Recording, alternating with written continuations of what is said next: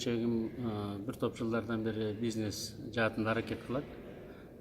Жылына бир 120дан ушунун тегерегинде 120 миллион сомдун тегерегинде киреше көрөт да.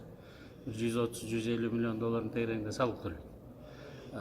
Ошондуктан алардыкы мен госслужбада жүргөндөн кийин меники азыраак болсо керек, бир топко эле.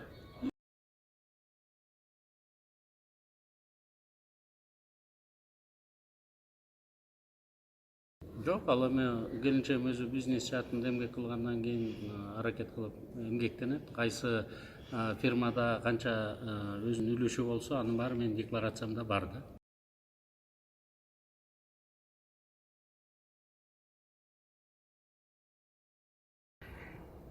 Шопок көчөсүндөгү имараттарды мен сизден биринчи угуп атам.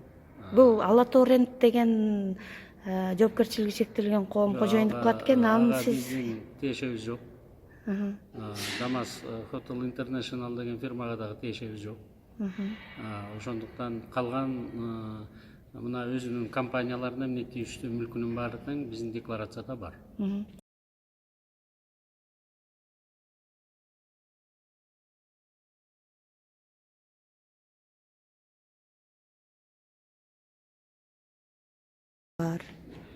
Мен сурап көрүшүм керек Алмаз Абдрахмановдон.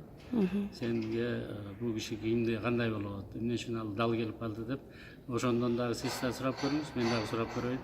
Менин ишенимдүү кишим болгондон кийин, демек мен же жакын туугандарым, же досторум болуш керек. Сиз негизи ишенимдүү өкүл болгондо Абдрахманов Кайсы шайлоодо? президенттик шайлоодо 2011-жылы президенттик шайлоого бир топ аттанганыңызда кишилер мага ишенимдүү кишилер болду. негизи таанысыз да ал адамды, Мен ал адамды тааныйм. Анын ошондой имараты бар экенин билбейсиз. Ал имарат эмес. Жери. Мен Дамасково жери отурган. бар, көрөбүз.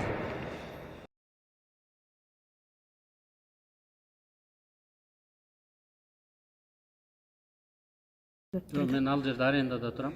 Мен өзүмдүн үйүм 12 микрорайонда. Жакынкы арадан бери ошол жактан арендага алып, биз арендага жашап атабыз ал жерде.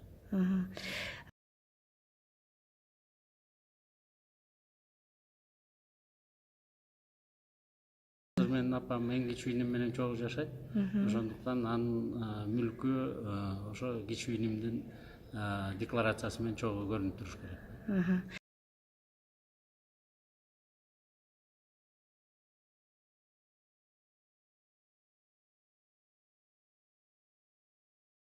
Үстүндө иштеп атышат.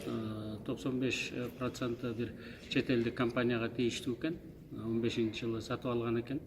Ал компанияга ошо сиздин тиешеңиз бар болуш керек деген божомолдорду мен массалык маалымат каражаттардан да окудум. Азыр ошонун үстүндө тергөө иштери жүрүп атат. Бул мындай болот да, кайсы бир тарап болбосун юридикалык жактан бекемделген документтер болуш керек да. Ошо документтердин негизинде гана бул сеники же сеники эмес деген чечим болот да.